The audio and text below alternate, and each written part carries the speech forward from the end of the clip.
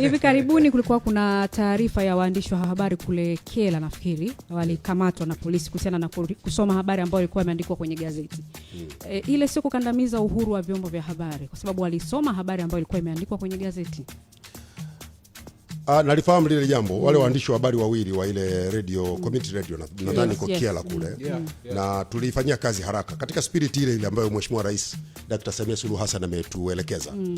Kwa sababu vyombo vya habari jeshi la polisi kwa kazi yao ni wanasema to enforce the law, yani kusimamia sheria, si ndio hivi? Kwa utaratibu. Na hiyo sasa tuzungumze kama wanataaluma.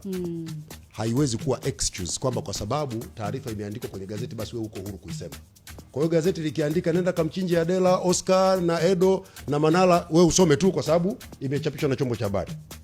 Ukisha kuja kwenye microphone kutangaza, unachokitangaza wewe unayetangaza ndiye unayewajibika kwa unachokitangaza. Hiyo habari ya gazeti hiyo ni jambo lingine na hatua zake zingine.